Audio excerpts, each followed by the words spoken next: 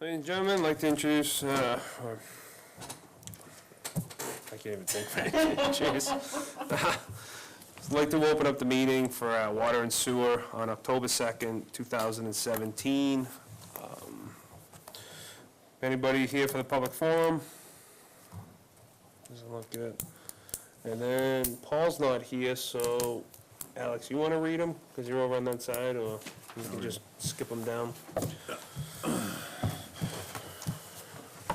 Can we get a motion to approve the warrants, read the minutes?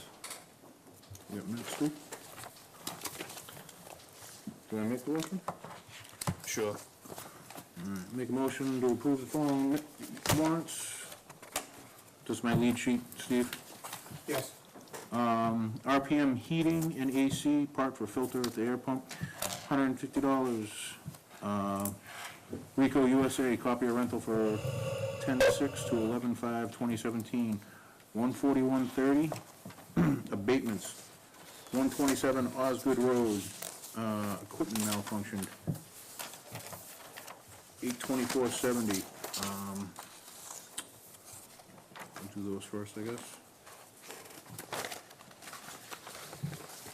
Is it? Okay. I second that, Mr. Chairman. These are just the only warrants? Yeah. Okay, cool. We got a motion and a second. All those in favor? Aye. Aye. Aye.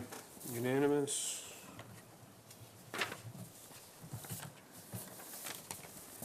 All right. Got those signed up, do the minutes.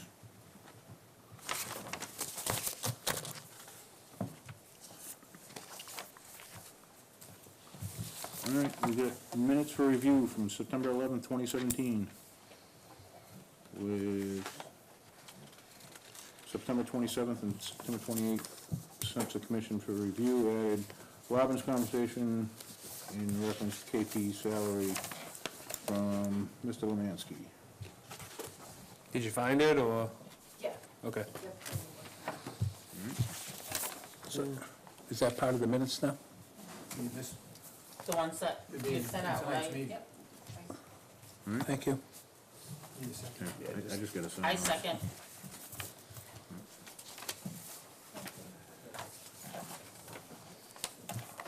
Just in time, Paul. Got a motion and a second to approve the minutes as read. For September 11th? Yep. It's printed. Aye. Aye. Aye. I vote aye. Passes unanimous. Can you see the warrants? I didn't sign them. Yeah, I'll pass them right back. Give me 2 seconds.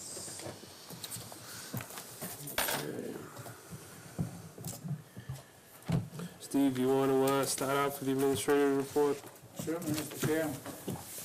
This is a statement relative to the brewery, just to keep it in people's minds. Just a statement to keep the commission aware. Over the past 11 weeks, the brewery has taken 115,880 cubic feet, 898 gallons of water, based on the town of Southbridge meter. That's 76 days since it was last read. I'm guessing that 2 days a week, there was little to no activity on that line. So 11 times 2 is 22 days. 76 days of water is now 54 days. Based on what I just read, that means we have an average of 16,054 gallons per day coming into the brewery. Of that, 10,000 gallons, approximately, runs from 10 to 12,000 gallons, is waste coming to us. That's well and above 7,500 gallons, which they're permitted for. If we subtract the amount of waste, and I'm using it as 10,000 gallons, there's 6,000 gallons more or less for product for sale. What I don't know is the mesh, or the mash, that is trucked away. I'm certain that is water laden, and some of that we'll have to find out about. The information we're receiving is still confusing.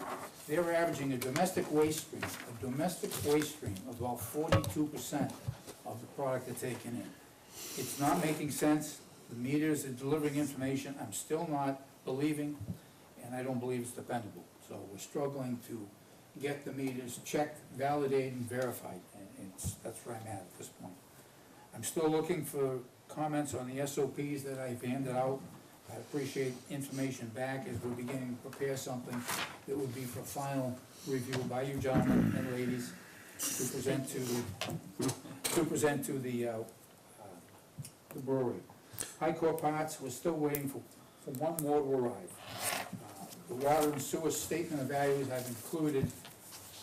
This comes around once a year, and the information that's on that says it's supposed to be replacement value or cash value.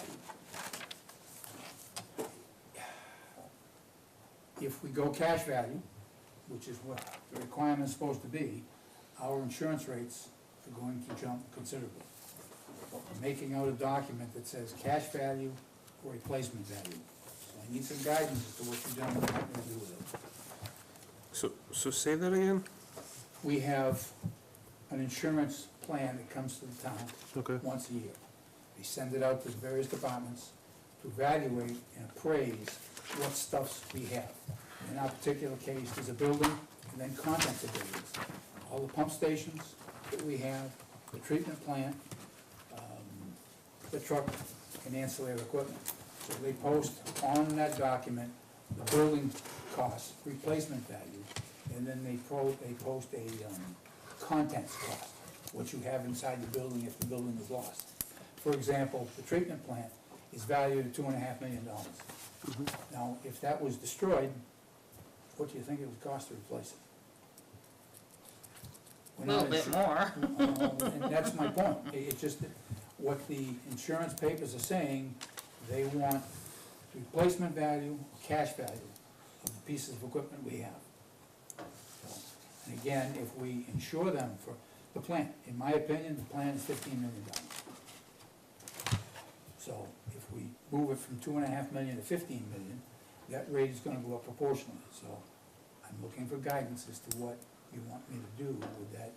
I'm already tagging Veolia for information to replace it, replacement value and cash value.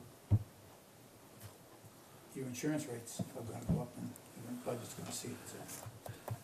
Mr. Chairman, I don't understand, why would they ask for those two items? I can understand, replacement value, but cash value would be, if you were to have an auction and sell everything off, that's cash value.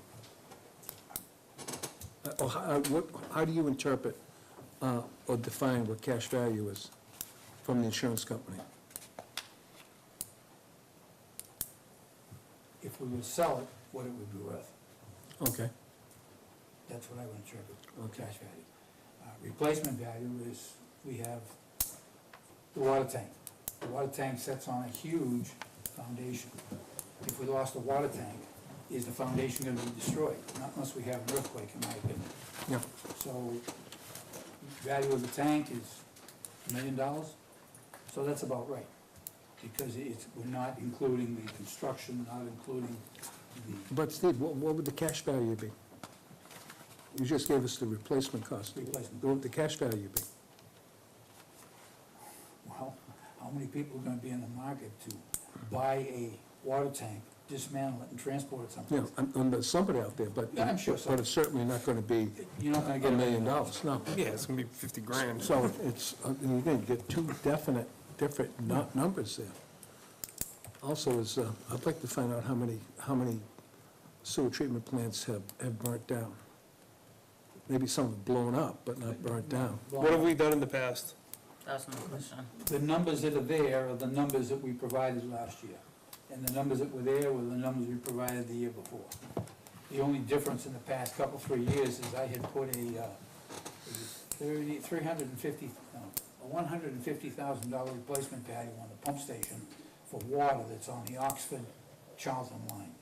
And we rolled that back the next year, back to $35,000. I'll leave it the same. That's far from replacement value. Yeah.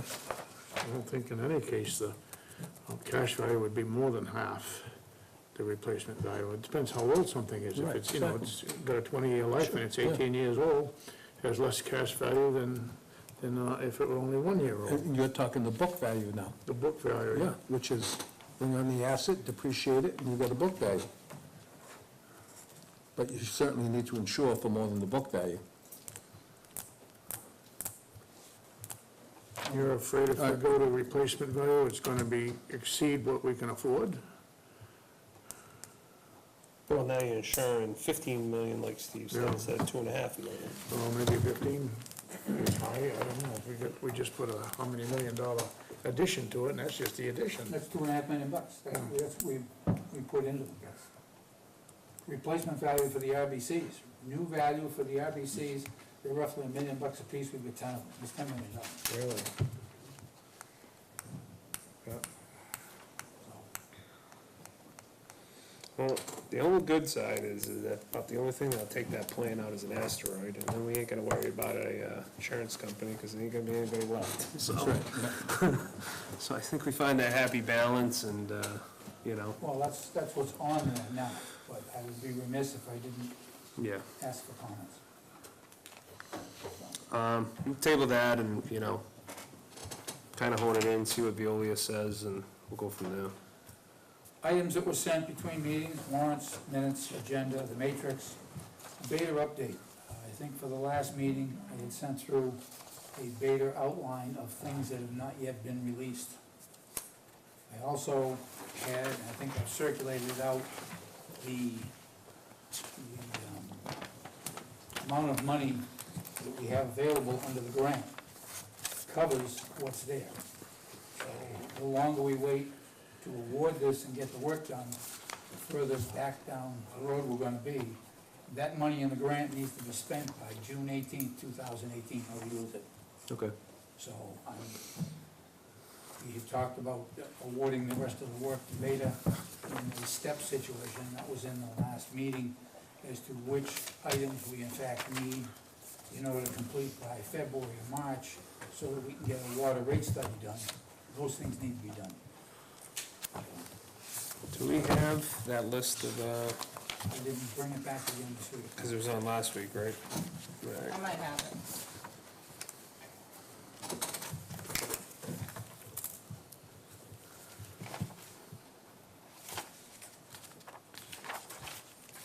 Have you talked with Bob at all? Yes. Did he clue you in? Did he say anything's preferred over anything else, or? No, matter of fact, working with them, I asked them the question, I said, what is it in this list that is directly related to water rights that we need to do? And he sent it back. It was all of them, except there was 4 that were outlined that could actually fall in to the end of where we're at, but they all need to be done. Just to qualify for submission to be a consecutive law supply. Correct. Okay. Is this what you're talking about? No, it was that, this broke this one up. This came out in September. This is the one right here, yes. Okay. Because that's the list I sent out. These 13 items are needed like now. Water enforcement can come in at the tail end of it. But again, all of that is paid for with the grant if we activate it. As long as it's spent before June 18th, 2018.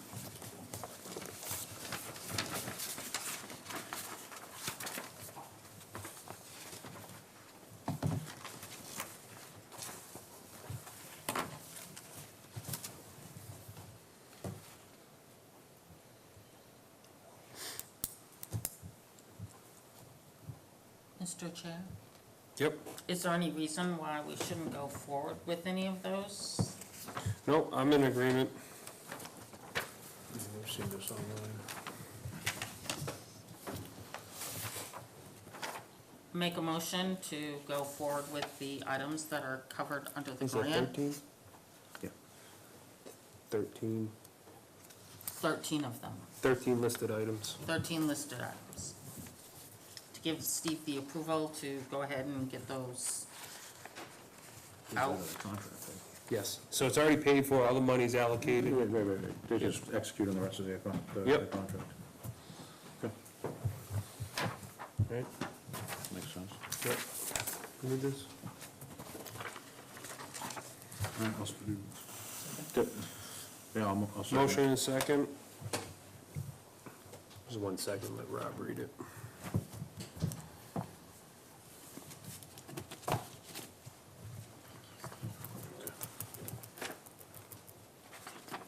Thank you. Okay, we did a motion and a second. All those in favor?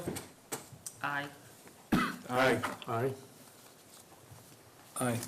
Passes unanimous. So go ahead and tell Bob to start I'll working. send them a note, we'll have a copy, you people on the same thing. In your documentation, you will find an attachment which is an outline of the R&M budget.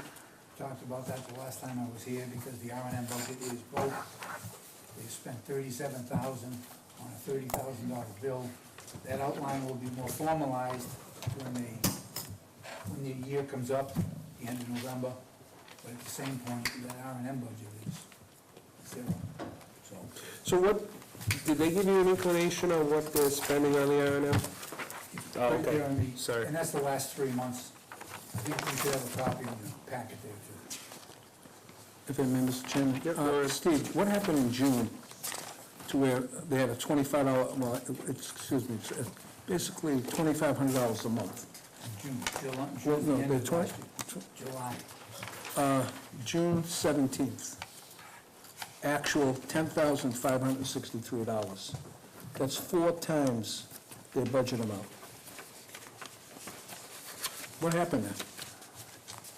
On the back page there is the last 3 months of the year, which would be July, August, September. Yeah, and do you know what happened in June I where they don't spent know about 10,000? that. They're breaking that down. That will be provided to us.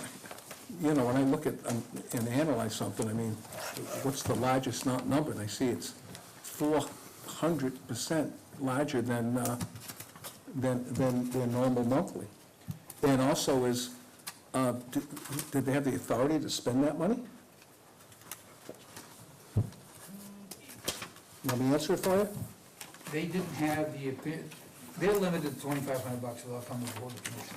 Yeah, okay. So what happened December 16, where they spent $6,300? Did they come to the board? How about in January, when they spent $4,000? February, another $4,000. And again, back to June at $10,000. The way those things are listed, that's a summary as to what happened each of those months. There could be a dozen or 5 or 6 expenses. That I don't I know. understand that, Steve. I certainly understand that.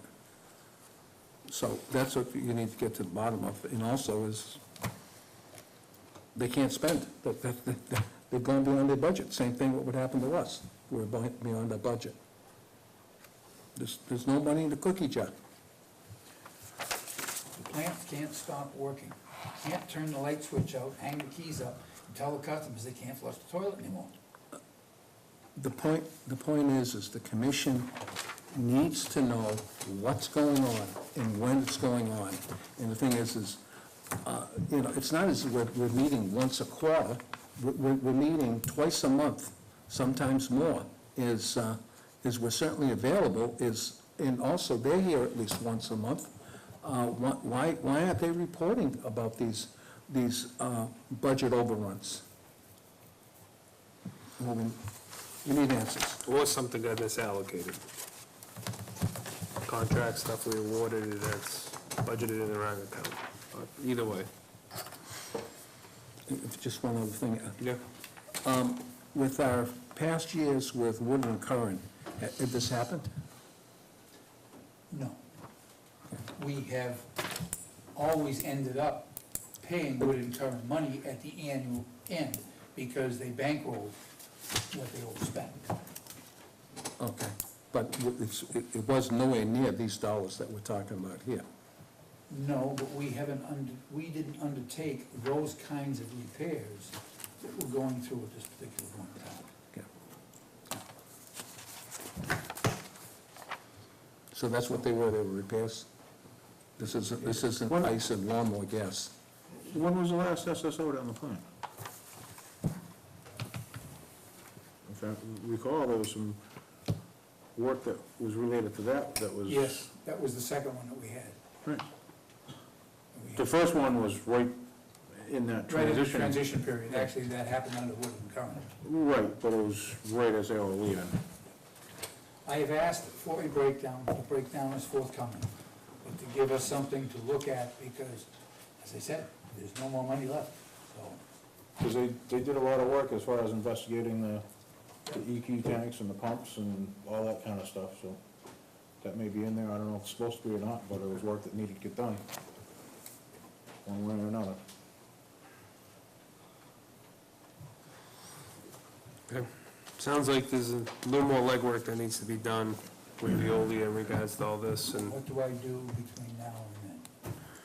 let them rack it up. They're a multi-billion-dollar company, they can afford $2,500 for the next 17 days, Okay, right? okay?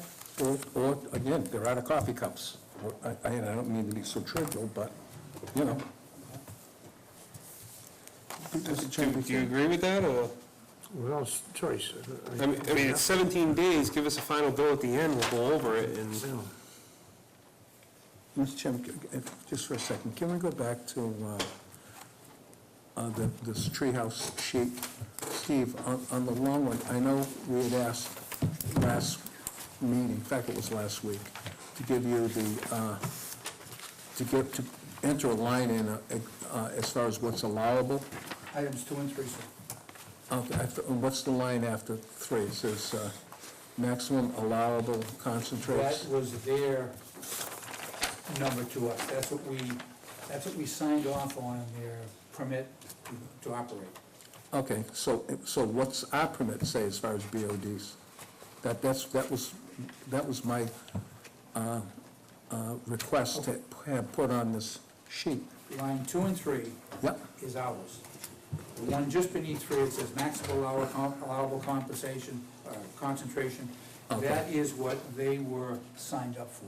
That's what they were permitted for. okay, all right, so What can we have, number 2 is daily max. Daily max cautionary Excuse me. is higher than the total monthly. In my opinion, what you should be looking at is 3, and that should be the daily maximum, because that's our monthly. So if they in fact were to give us a daily under aluminum, if they gave us a daily of .803, 803 times 30, then we're SOL when it comes to the end of the month. Because the end of the month, that total of aluminum is .093, line 3. am I reading this on line 2? Line 2. For under aluminum, it says maximum daily Daily, is 0.8. it's 0.803, correct. Yeah, okay, well, again, so aren't they way under it? No, they're over it. so then it goes average monthly. 256, 235, 295, 143. If you look at the column just below 3, under aluminum, you can see what we've been getting from it. So, They're 1 something, they're not in the .0 something, they're 1 something.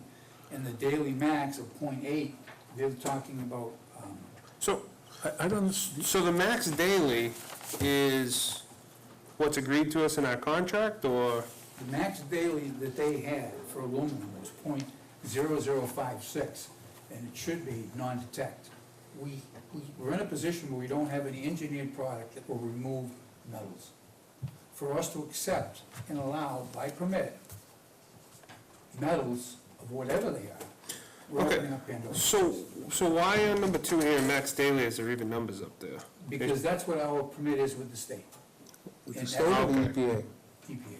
Okay. All right, that's where I'm getting confused. Well, I'm confused too, because if the EPA says our max daily is 0.8, Yep.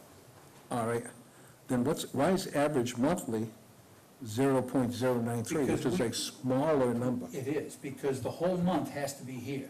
We can have an occasional day that we could have a reading for the day's rating of .803.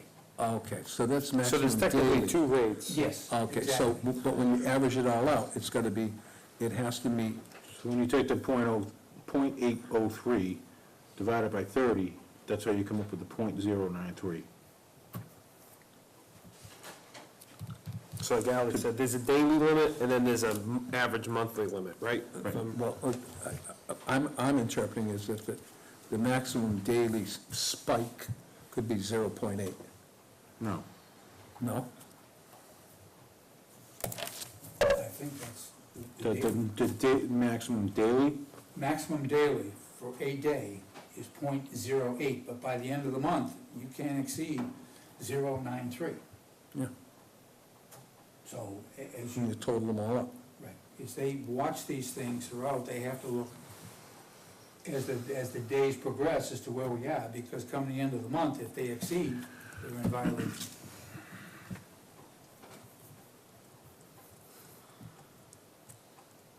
So when we have a particular customer that's coming in excess of both the daily and the monthly, we have concerns. And again, with metals, if I just issue a surcharge, you pay the surcharge. What I'm saying is you're paying for it, it's okay. Correct. DEP isn't gonna buy off on that because we're in violation. Well, our agreement is no metals, right? But, if I may, Yeah. is, at the end of the month, what is Veola reporting as far as metals go right now? We're in compliance with this particular So plan. we're in compliance? We're currently in compliance, yes. Okay.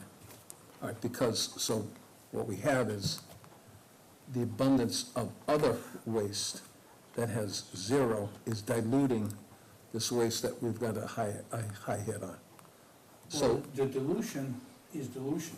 What's in there is gonna be filtered out and captured, it's still gonna show up.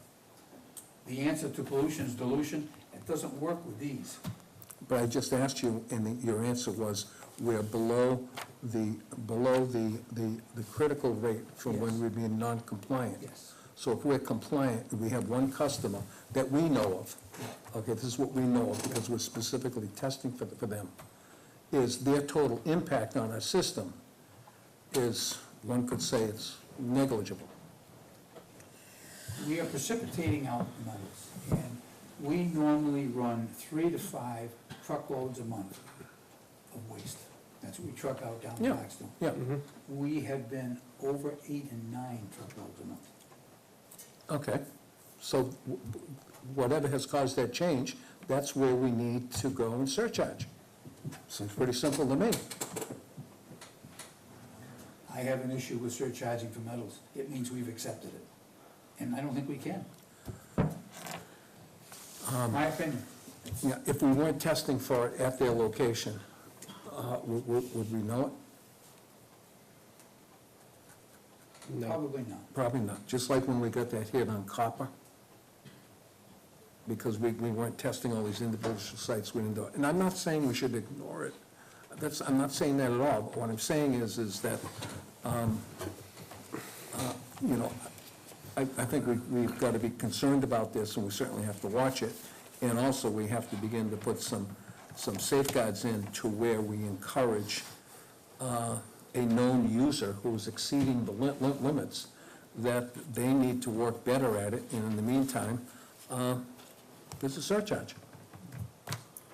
So what did we give them out of that original, they had a few months, 2 years, wasn't it? no, it's a couple months to work out the kinks. And then it was, $1 a pound on the BOD, and then the rate for the TSS and rate for the ammonia. Those stayed the same, okay, but when did that kick in? October 1st. Okay. So we gave them a few months to kind of build a set of data, you know, kind of tweak the system, get it up and running and go from there. So now what we need to do is basically, we got some data here. So we can analyze it, go through and say, hey, you're giving us way too much metals. And basically what we can do, we can't shut them off, but you can say, you know, you really, you know, we can start giving them limits to address them. They only have a 2-year window, I think, where they have to have everything back down to normal. So you got, you know, you can basically say, these need to be addressed over the next 2 years, or, you know, we can say, you know, you gotta get to them sooner. And I think what we need is John in here to explain the impact on the plant, you know, and validate whether we give them a phased-in approach to, they know we know, we worked it in as a phased-in approach to get to some sort of pre-treatment in the next 2 to 3 years. That was all agreed upon here. The question is to what extent do we do that? Not to speak for John, but as John has said to me, and he'll tell you when he meets with you, is you need to to stop the metals coming into the plant yesterday. So, I'm due. Who did the sampling? Did they send us these numbers, or did we The gather them sampling that ourselves? they're doing has been contracted through McClure Engineers, so it's an independent, and it's going through an independent lab. But they're well aware of these numbers. Oh, yes. Okay. Mr. Chair. Go ahead. I'm really concerned because we need to get them in here and in compliance because we can't just give them a surcharge, like, it So- needs to be fixed like So, soon. so there's two parts. Number one, the plan is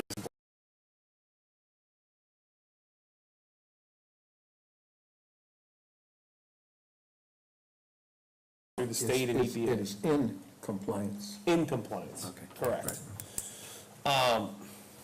So the next question is, you know, to what level do we enforce this? You know, and I think that's where we need to get a little more on, information in regards to what this plant's doing and how it's doing. My concern, sir, is if we had, when's a crime, when you get caught? You go along, DEP is happy with us, they see our reports. We have an incident, we have a violation.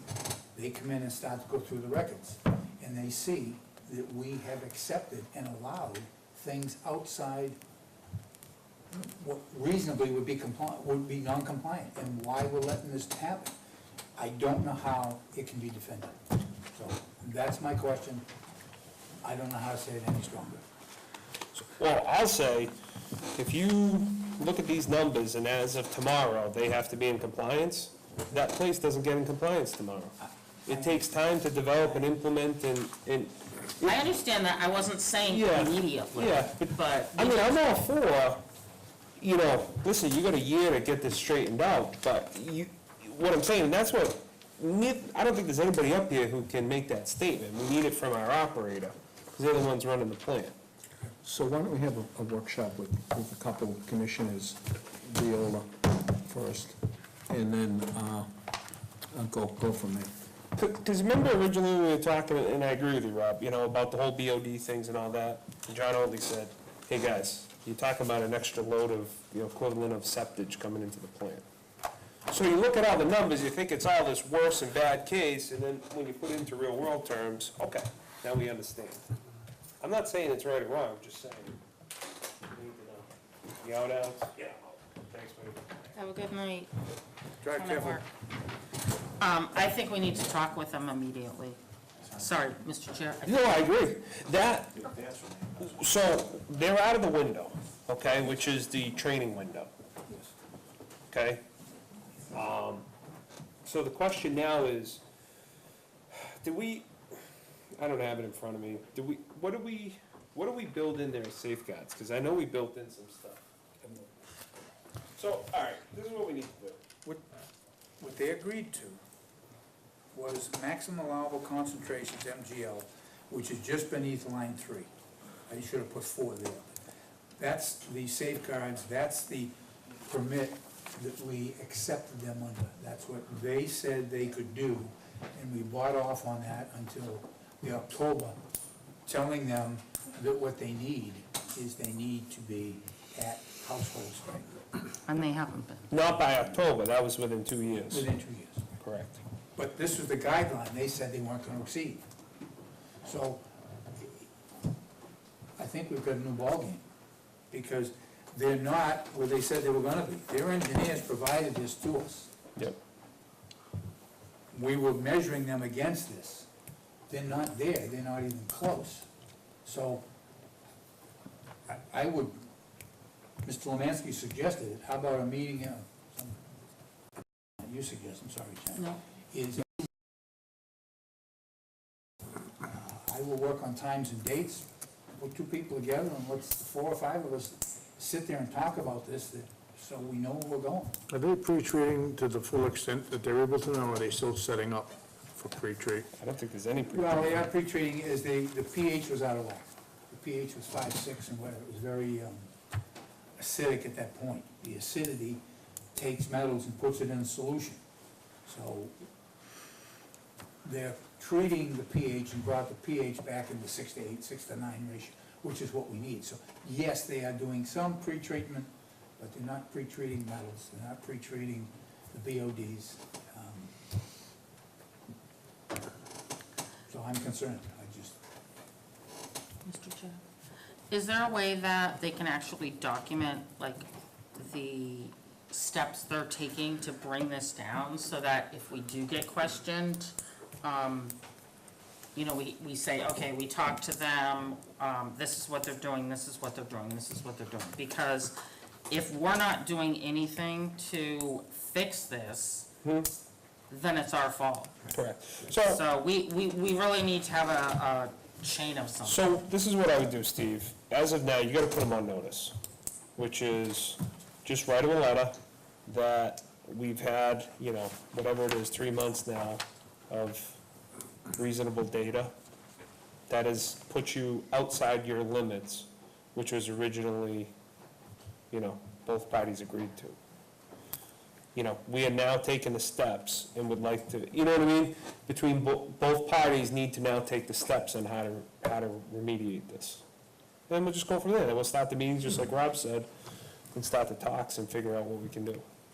But to Jen's point, if we put them on notice, then it's, we filed it, you know, and you're gonna go back through to that original agreement, because that's basically a contract we signed with them, that 2 to 3 year window. So you're gonna go back through and see if there's any language in there. There was certain timelines and deadlines. The lawyers put a bunch of stuff in there. So, you know, make sense?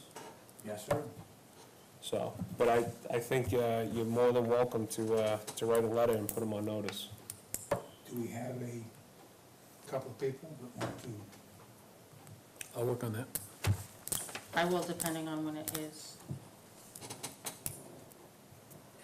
So, I think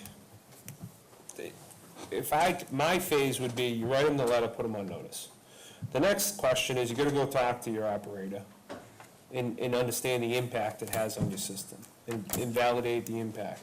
Then, come up with corrective actions or some possible, they've been up there just as much as anybody else.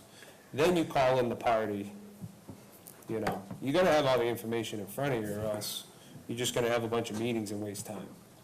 Just, So, I have been working very closely with John on this, okay, because he needs to be aware. And I summarized what he said, and it's, I said, well, I'm trying to impress upon the board that we need to do something because it's serious. So, we've got a commission, so committee, so he's saying no metals. that's what he's saying. Okay, For the reasons being that if we're taken to task, show me a piece of equipment that is engineered to remove metals. We know that based on what we're seeing and what we're putting in the brook, we're reducing the metals coming in by a considerable margin. correct. So, he's been through the whole process, what's his recommendation on getting to that goal? Because you can't shout from the rooftop without any, you know, and I'm not trying to be rude, I'm just, No, you can, you know, we can all say no metals, but, you know, I think, It's not realistic. exactly. You know, the bigger person, you know, talks about how we can get to that point. Mr. Chair, if I may make a suggestion, I think that we need to schedule a time, whether it's here or a meeting, like Mr. Lemansky suggested, a workshop. We need to put them on notice, and we need to kind of fill them in beforehand, before they come to the meeting, and see if they have action steps to bring it down, because I don't want to be responsible if it comes back. And it doesn't even look like once they've been around that. So that would be my recommendation. The same committee, we sit with Veolia, come up with a plan, agreement, share it with the board, then the same committee would meet with the brewery at the plant to do what's happening, it keeps it. Yeah, I would even, Absolutely. I would jump the 2 steps and make them together. We already know, Well, I- we already know what the issue is. We have John there, and again, what we do is we have an open conversation as far as what our concerns are, and, you know, what our permit states, what they have stated to us, and then what the real numbers are, and ask them what they're gonna do about it. So then say, go home with your engineer, Mr. Johnson, and you come back to us in 10, 14 days, and we need some answers. And in the meantime, we have to, there has to be a penalty for this, or there should be some penalty for this, for what they're over.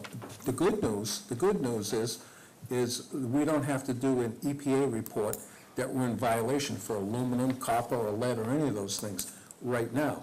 But that doesn't mean that all of our space is to go to one user.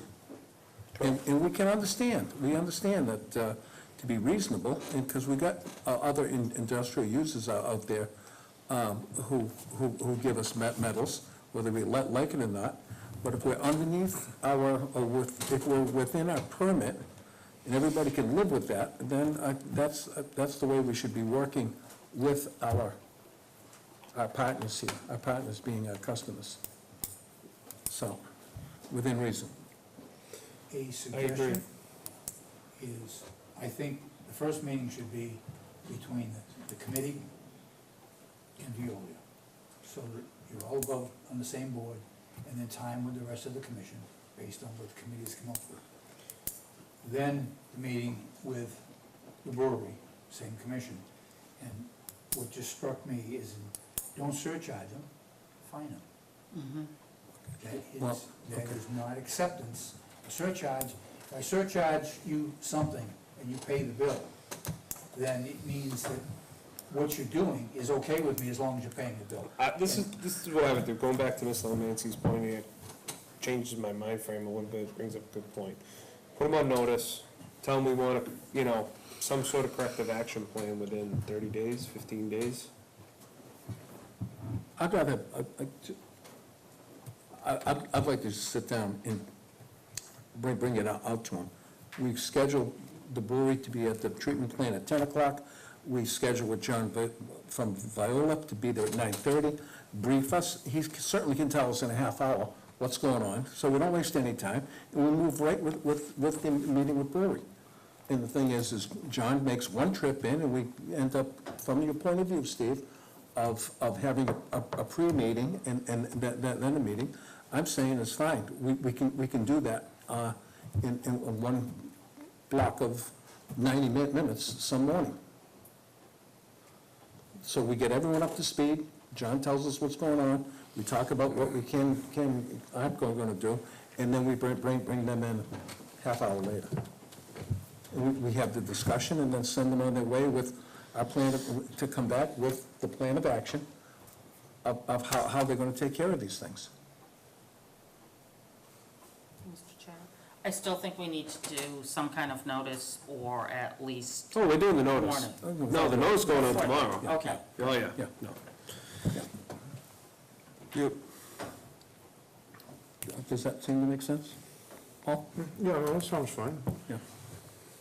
I wouldn't think of finding them quite yet. I'd like to have all this happening Exactly. first. Exactly. You know, when they came in here, we were very tolerant about their being new and not knowing themselves what these parameters were gonna be.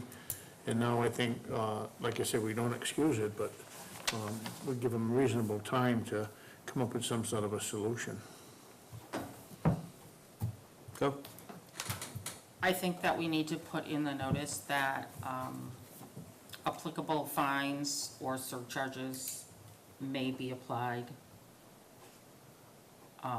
like backdated, I guess is the only way I could explain it, because I don't want them to think they're gonna get away with what this is, because what if another company does this? What if another company does this? So I think we're gonna need to do something and get some money, and then, you know, so whatever we do, a surcharge, a fine, or whatever, but I think it needs to go in the notice, so it's there saying, you know, there will be fines or surcharges. There's probably already something down there, Steve.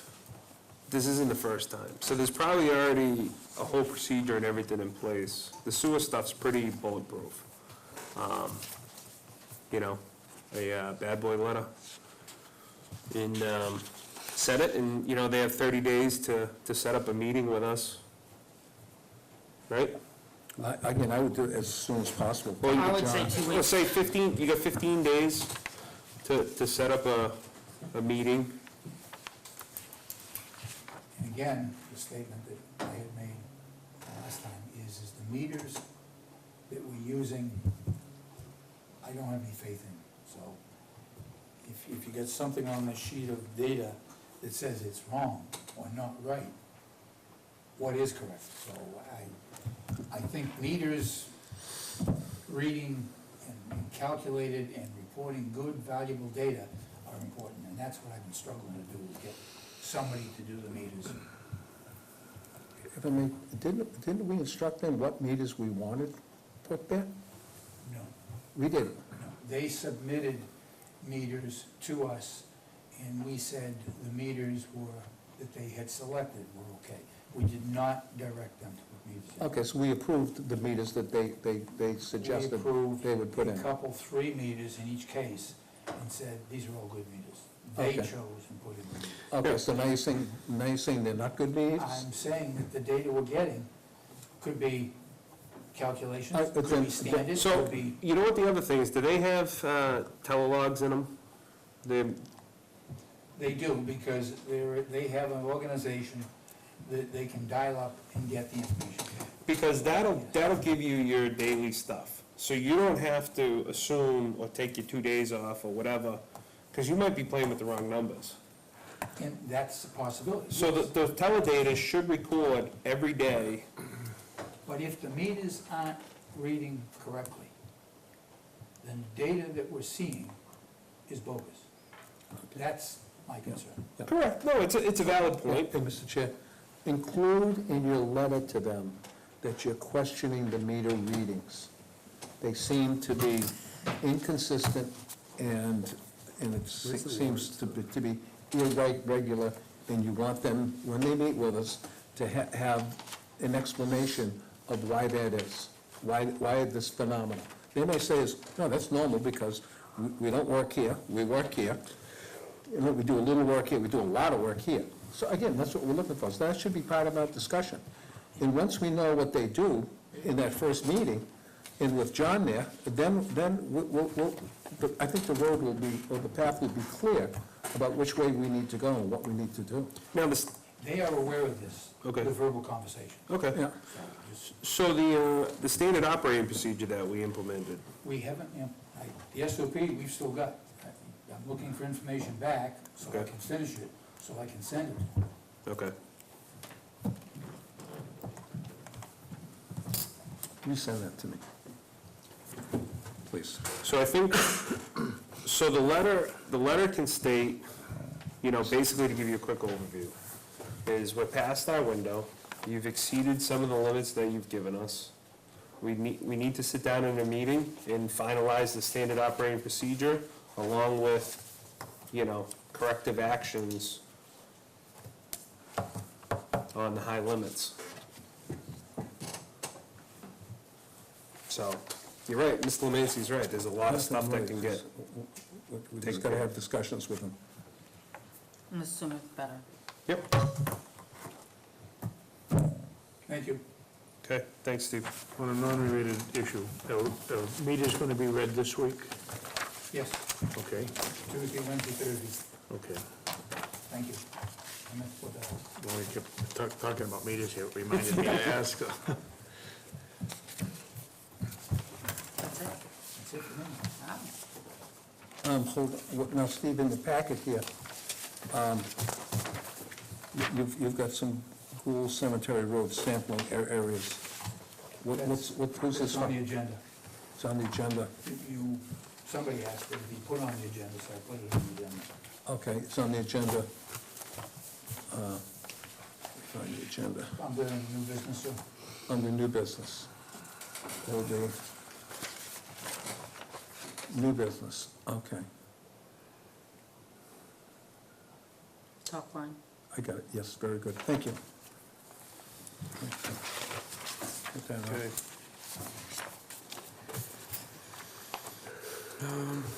You got a lot of stuff, Chris? No, I'm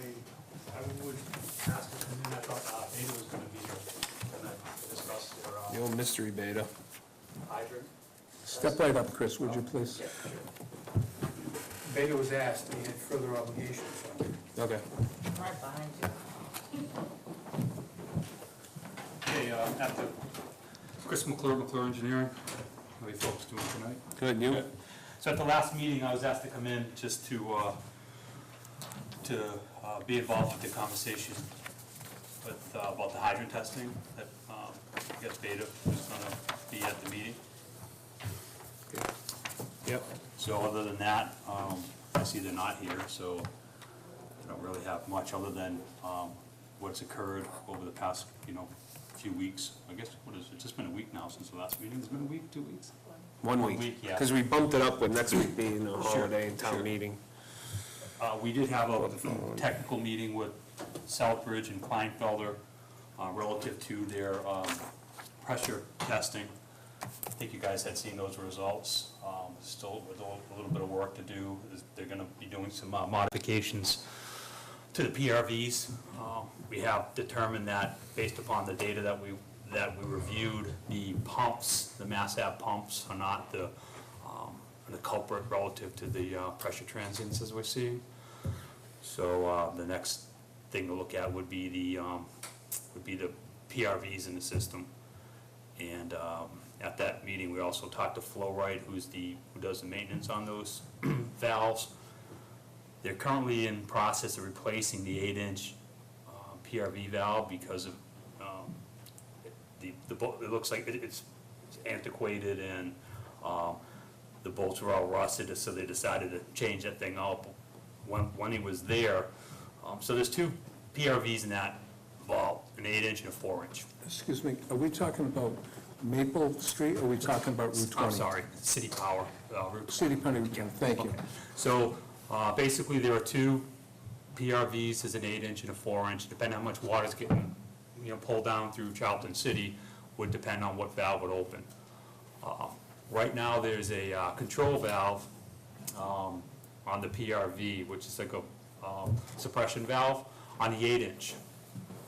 But while Flowrite was in there inspecting that, he's able to, he observed the fact that due to the lack of water that's being called for down in Charlton City, it's the 4-inch valve that's doing all of the work. That does not have a dampener on it. So, in addition to replacing the 8-inch, they're going to put a 4-inch with a control valve on and see if that's going to make a difference with the with that those pressure transients. So, Steve was at the meeting. We reviewed the report that you folks all have a copy of. You can see the wide range of pressure fluctuation over a 10-second period. And I just wanted to see what what that hydrant testing had revealed, because when we're looking at that 10-second fluctuation, we're seeing swings that could be 50, 60, 70 PSI within 10 seconds. So it'd be interesting to note where those pressures were taken during a hydrant flow test, because I'm certain that fluctuation is happening during the flow test, and that's going to have an issue. That's going to relate to their report. So. Chris, when's the expected date of exchange of those pieces of equipment? Within the month, I say.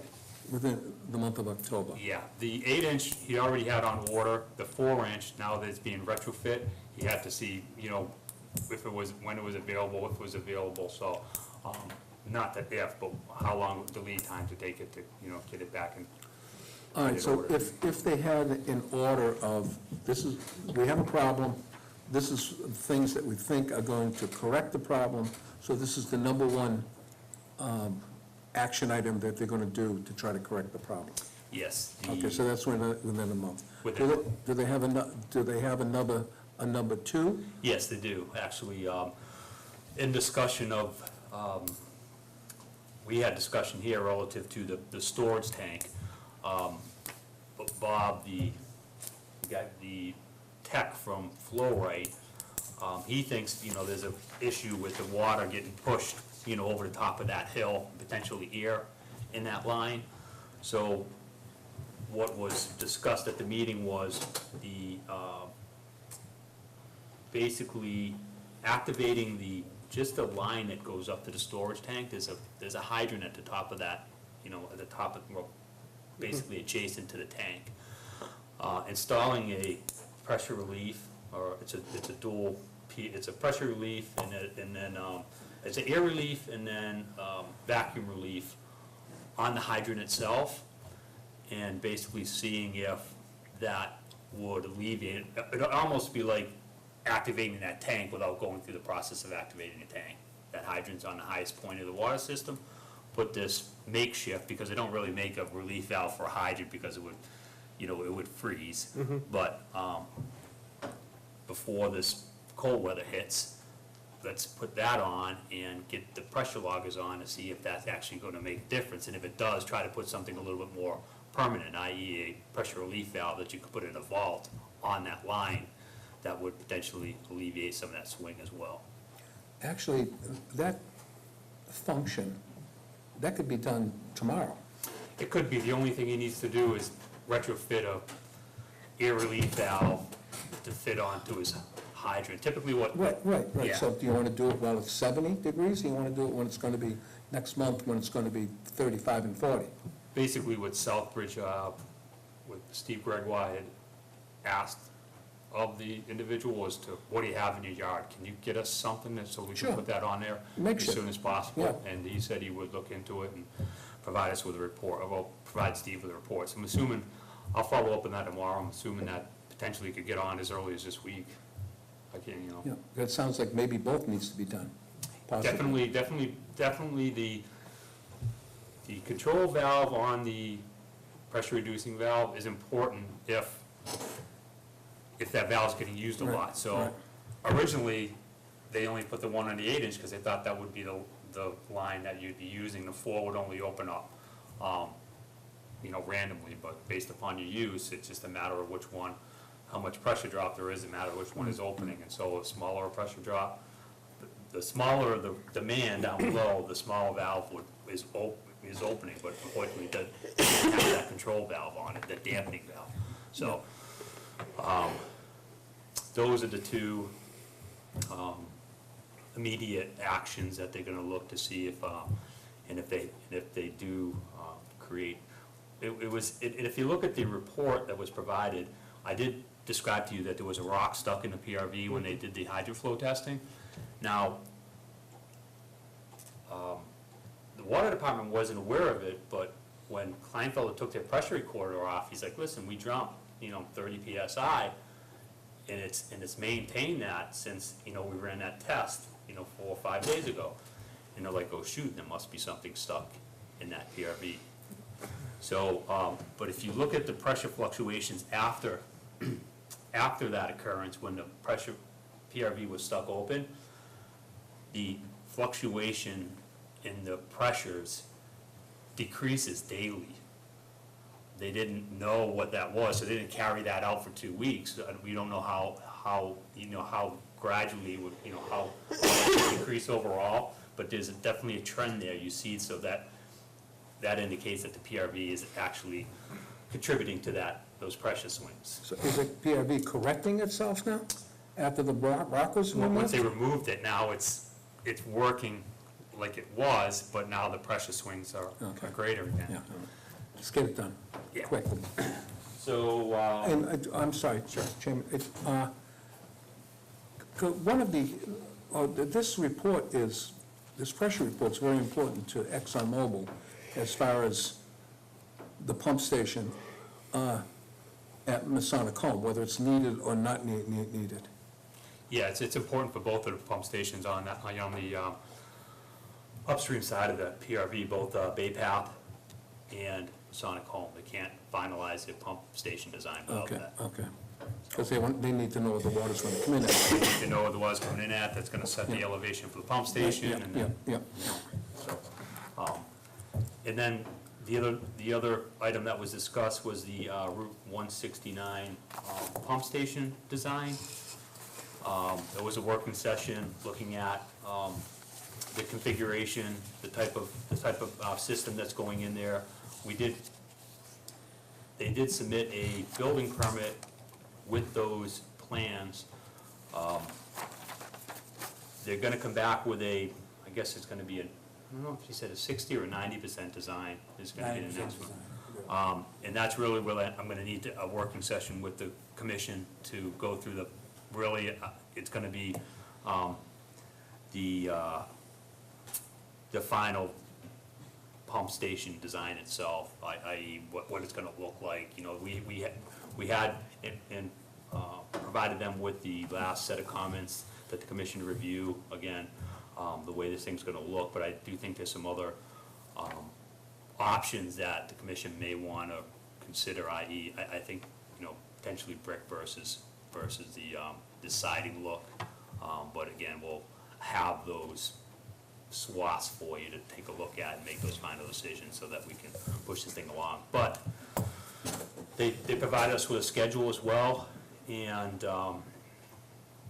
the projection is to have that station, you know, completed by the end of the construction season next year. So have it out to bid by, you know, the late winter, early spring, and Of 2018. of 2018, yes. So it's October 2nd, they're working on the 90% Okay, design okay. plans. All right. Just to be clear, so that we all know this, unless I'm mistaken. In order to, the quantity of water that's needed to supply the school loop, including Masonic is already available, and with the line just the way it is in 169. And that the purpose of the pump station is to allow us to go from that 250 to 280 where we're at right now, up to 500,000 gallons. That's the purpose of the pump station, as I understand it. And the pump station construction is not holding up this project. We don't need the pump station to do the project. We need the pump station for future fire suppression and for additional water connections in the future. Is that an accurate statement? Well, there's a bunch of variables mixed into that, but what's holding up the water line construction right now is the water age in the school loop itself and how to facilitate alleviating that, whether it's through the unidirectional flow. In the preliminary response that I got back from the request was that in the model that Dewberry is looking at, redirecting that water isn't going to do much for the water age down there. Utilizing that configuration that we discussed, running it down along, you know, making it unidirectional, running it down along the loop. I told them that, you know, if that's the case, then they need to put that in a report and provide it to you, because I can't sit here and, you know, continue to iterate something that, hey, you know, they said it's not gonna work. Well, show me why that wouldn't work. And if it doesn't, then we obviously don't wanna go through the exercise of creating that piping configuration that's gonna create that unidirectional flow. It doesn't make any sense. We're gonna have to look at reducing the size of the piping in the loop or some other options. So they can't put that water line out to bid without that final configuration. So that's what's holding up the potential bidding of that water Okay, line. but it's not the quantity of water. The quantity of water, now going back to the quantity of water, is that the Mass Ave pump station that currently exists, as there's more users coming online, that station is, during periods of high demand, is at its maximum operating capacity. So having that pump station is going to alleviate, you know, the additional flow. But there's nothing really, the water lines, I guess, the water lines could go online without that pump station. That pump station is an integral part of that, so that we can alleviate some, you know, some of the pressures, that's what it's going to do, and also be able to provide more water, you know, as the demand continues to increase in the town. Is the pump station a requirement to do the Casella loop, or don't they need it? The pump station was always a requirement of the school loop. No, the Casella loop. I'm not aware of that. I mean, alls I know is that pump station's always been, as far as Southbridge is concerned, get that pump station in. If you're gonna put this, if you're gonna put this additional water lines online, we need that pump station. So that's basically how we've been looking at it, as far as that goes, is get that thing moving, and obviously it's a component of that, but, if that wasn't happening, you'd still have the pump station and the water line, the school loop extension happening. Not putting one before the other, basically, and just saying, hey, we need both of these things to happen. Actually, if I may, just one other comment relative to the pressure fluctuations is that they're looking at that installation of the water line in H. Putnam Road extension, which would bypass that higher elevation on the hill, would potentially alleviate some of that pressure fluctuation as well, because the technician from Flow-Right thinks that, due to the length of the line and the way this water system is currently configured, it's like pushing water over the top of that high point is like, getting a train to move, and once it does, it's, comes over and then it stops, and it comes over and then it stops, and it comes over, so it's really reverberating to that. If that water line was, if there was a connection between Stafford and Route 20, which is well below the high point on the Route 20 water line, that would basically short circuit that flow down through Charlton City onto that PRV and potentially alleviate some of the flows. That was the three items that were discussed at that Now, what meeting. kind of main would you put, like the It's already designed Okay. with this school loop extension, so it would just be, again, But Okay. Chris, I'm sorry. No, go ahead. The problem's gonna be is, you're gonna have from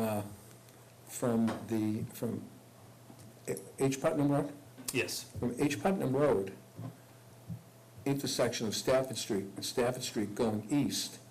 From there, out to North Side Road, out to Route 20, and back up to the intersection of North Main. That water's dead.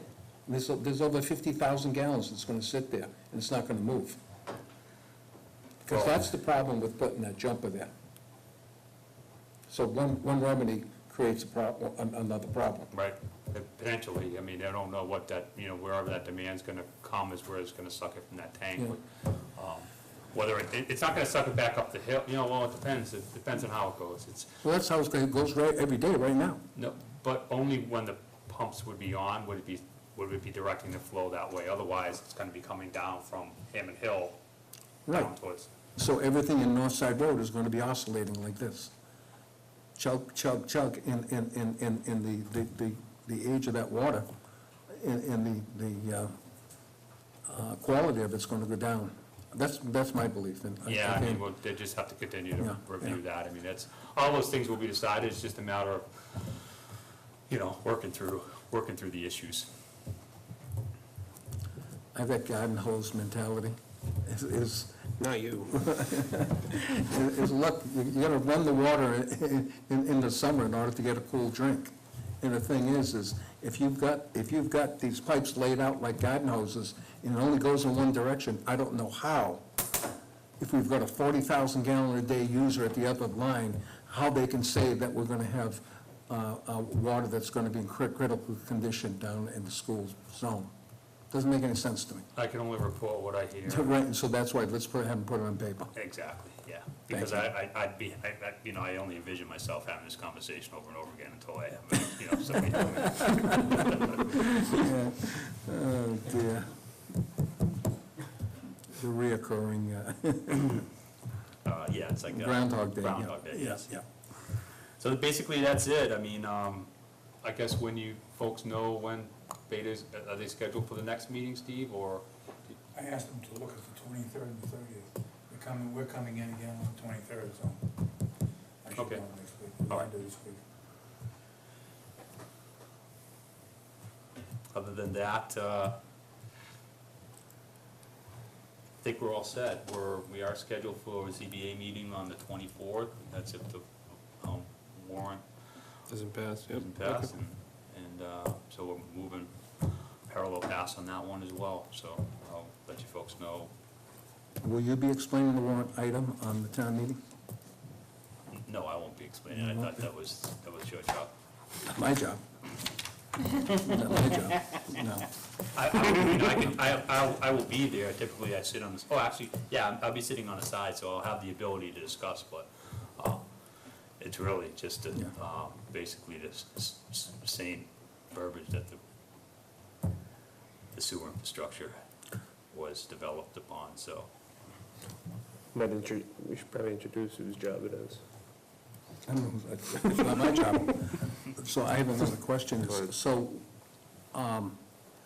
the east grant and the west grant, when are those going to be completed? That's a good question. I'll have to sit with Steve on that and see what the status is on those. I've been really just focused on this water line, getting this. Yeah, well, again, it's, the old saying, you snooze, you lose, and that's what's going to happen here.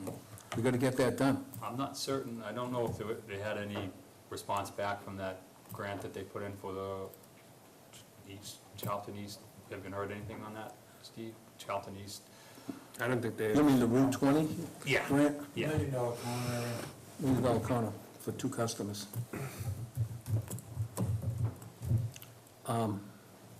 No, I'm talking about the grant, the $30,000 grant and the $35,000 grant. Yes. That's what I'm talking about. Yep. I'll be able to report to you on that. The ones we started last year, Yes. those ones? Yeah, those. Yeah, they're gonna move quickly, I have a sense. 35 or 25? One was 25, one was 35. I thought, Well, one was 30 and I 25. thought it was 35 and 30. I don't know, I could be wrong, I've been wrong before. But Well, we know it's 30. Three against one, so. Yeah, it's 30 and 25. 25 The and 25 was towards Oxford, the 30 was for our own Okay, stuff, I believe. So, So if you folks could take a look at that building plan for the pump station, that would be helpful. If there's anything there that you like or don't like, or then we could, And start it that- further. we have that plan? You I do. sent them, You sent them. they're PDFs. What do you recommend for an exterior? Based upon my experience, I think a brick face exterior is probably gonna be more resilient there for certain. And I do think that the appearances, I never really, well, that's just my business, so when I look at them, I think they all look beautiful, but I don't think there's anything there that would detract from the neighborhood or surrounding. Because you can even do a areas. block, it doesn't, No, no, a block, doesn't have to be. They put a Yeah, Fraction block, yeah, yeah. yeah, exactly, they put a. Like a just rough, face, like a yeah. textured block or something. That's exactly what I was thinking, Yep. but, again, if you work with the siding, you're gonna have, potentially have more issues with that vinyl siding. Yeah, I think you did that in like a metal roof or something, and it's pretty much bulletproof, right? Yes. So.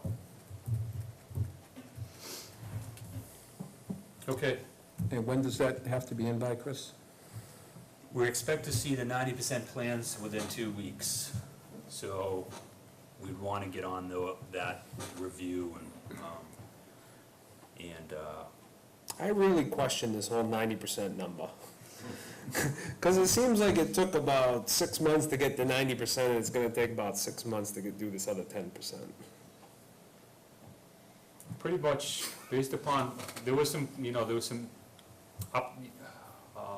I guess it was the system layout, there's some questions on that, they need to go back and look at, they designed a pump skid that just didn't make sense as far as, maintenance and repair to it, and it was good, we had Steve from the filter plant there, because he runs all the pump stations, we had Steve Gregoire there from the operational, and we had, DPW, so really, they were able to provide some input so that 90%, well, you couldn't get, that 90%'s not gonna come back with all these items, so like, this isn't gonna work for us, we can't get these pumps, motors off these pumps because of the Yeah. VFD controls and that type of thing, so. Now, a project of this magnitude never goes with like the skyscraper approach. You know when they build a skyscraper, the top floors aren't designed yet? They design the structure, and as they're building it, they're designing the subsequent floors. I'm dead serious, because it would take too long to design the whole building. Right, well, the building is pretty much just a precast, Dundo precast. No, what I'm getting at is, we've been at 90% for like 12 years. Right. So it's gonna be a rotundo building? It's gonna be a, actually, typically what happens is whoever gets the bid, they deal with either Chase or Rotundo, wherever, and it just gets pieced So together. there's no poured foundation? There will be a port foundation, right, with frost walls, and then this, 3-section, building. So then if we're going with brick, then they'll leave space for a brick shelf and brick it up from there? Exactly, yeah, that's just a fixture they put on it, so, and the roof comes in, afterwards, and all the. We want a pretty gable on it, though, it's gonna be a gable. Yeah, we did Yeah, talk yeah, about okay. your Yeah. minimum pitch, Yeah. so make sure that's squared away. It's concrete on the top too, so, but this would look better with, It'll hide. yeah. Okay, thank you, Chris. Sure, no problem, thank you. Good night. Thank you.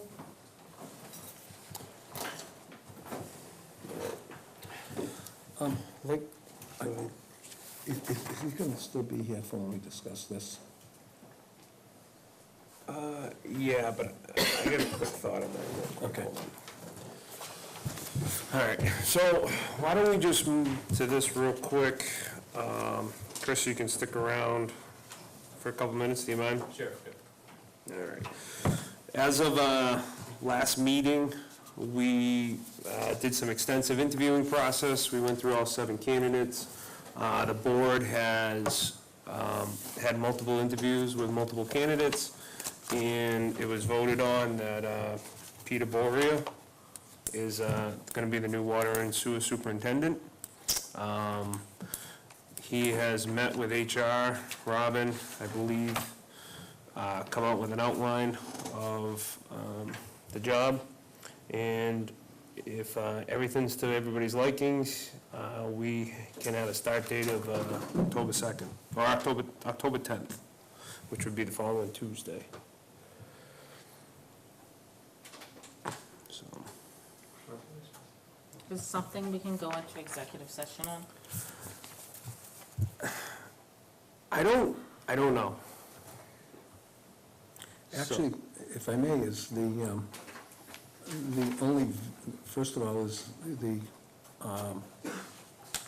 decision has been made as far as the candidate goes, Yep, go ahead. and that the candidate has been offered and accepted the base salary that was advertised. And I see there's two contingencies in here for salary adjustments based upon, Responsibility. So as responsibility grows, the Right. pay structure grows. This was done with HR and Robin Kramer, so it's not like, we just came up this arbitrarily. The two, kind of acting personnel boards of this town put this together along with Peter, and that's where it is. That's where it came from, so. I don't know if we have to make a motion and pass it, but I mean, as far as I'm concerned, I'm okay with everything on here. I just think, I'm sorry, Mr. Chair. Yeah, go ahead. If I can borrow that. My recommendations would be, says based on 40 hours. I think it should be a minimum of 40, because there are gonna be times when he might have to work a little bit more. I'm not saying we require that all the time, but I don't want him to just like up and leave. Come on up, Pete. Why not? Introduce yourself. Sorry. No, and don't get caught up on the exact language on it. It was, You'd be surprised. the intention is the minimum, so, I mean, we can gladly make that correction. I don't think there's gonna be a week where I'll work less than that. If that's- I doubt it, but I'm So. just, I've been burnt. So I'm just Again, saying. that was their language, not mine. For whatever reason, they put that in there, so. Yeah, why would you question it? So I'll have them change it, we'll make the change to a minimum. Okay, and who's paying for training? That would fall under us. Just as to anything, like we had Vadar, come in and train Norma and Steve, training comes along with the organization. We don't have a lot of training because we have subcontractors, like Veolia, but had it been our own personnel, we'd probably have a much regimented, training schedule. In the items here that are talked about as far as training goes, those are specific to water operations. Currently, we're not operating a water company. Probably, at the best, we'd be looking at 18 months. So for the minimal cost it is going to cost for that training, we're saving it as far as the base pay, because if in fact those licenses were in hand, then the base pay would be higher. So I think one sets off the other. And it's pretty standard in the industry that, No, I agree, I'm just Yeah. asking questions. yeah, no, absolutely. Do we have money in the budget for training? Or is that coming out of the Exxon deal? This is all new, good stuff. Because that's one thing we gotta watch out for, because I'm not saying I don't want him to get, So here's the one positive, is I don't think any training is gonna possibly happen in this first year. But I don't know. I think before I sign up for any training, I'll get it pre-approved by the commission. That way there you're informed, you know what the cost is gonna be, and we are all in agreement that it's necessary for me to get. So I don't go and waste my time or your money getting trained in something that might not be beneficial to either of us. So, moving forward, any trainings I do sign up for, if I'm looking to get them reimbursed, I will get pre-approval from you guys to do that. And then you'll be able to track it, see how much it is, and figure out where from the budget, whether it's from the ExxonMobil money or from somewhere else in the budget that it can come from. About as good as an answer as I could.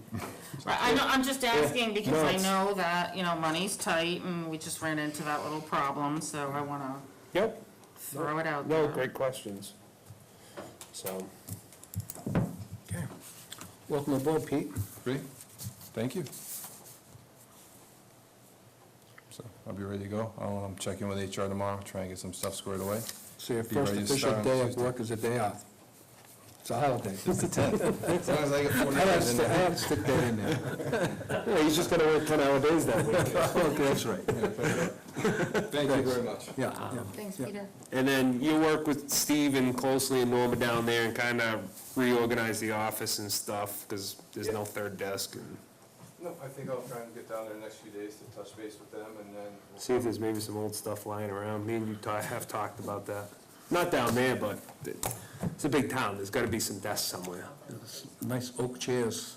I'd love to take one home, but that can't happen. So, I think they're slowly disappearing, but, they'll- okay. perfect. All right, everybody good? So, see you next. And then, you'll be at the following meeting for the 23rd. I should, hopefully I'll get in this week, get up to speed, be ready for town meeting. Okay. And, be at the, I'll be Yep. ready to go. Steve had a prior agreement, so we won't, so if not, just let Norma, she'll do the report, so.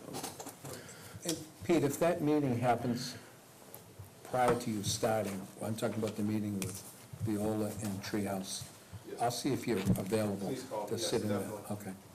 So that'd have to be sometime, if it happens this week, then definitely Yeah, call me. yeah, oh, definitely, yeah, Great. yeah. And on top of this, this was made after HR checked everything out, so. Oh, Peter- sure, I'm just Peter, asking. Peter got the clear, just to clarify, HR approved everything, got the clear go-ahead, then this was created with HR, Robin and Peter, and so, everything's followed its motions, and here we are, so. Okay, thank you. So that's good. The sewer rate review letter.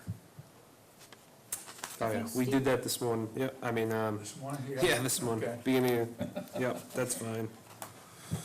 And then the purchase and sale agreement, is there anything new with that? I think it's, We're in two votes, they're both in process. We're hoping that the first one is satisfied on the night of the town meeting. Ready to go. now which one, what is all this stuff for? Why do we have a copy of the, So, got a wood stove? all right, pretty good unless you guys wanna go over some matrix stuff, or it's about the only thing. Oh, nope, sorry, hold on, it's going back to the back burner. I wanna get this done. 127 Osgood Road, You signed the one? okay. That's settled. Yes, we voted. Yeah. Did we vote? Yeah, it was a warrant, an abatement or Gave whatever. the abatement. There's the abatement right there. This was the bill. Okay? That's all set. Okay.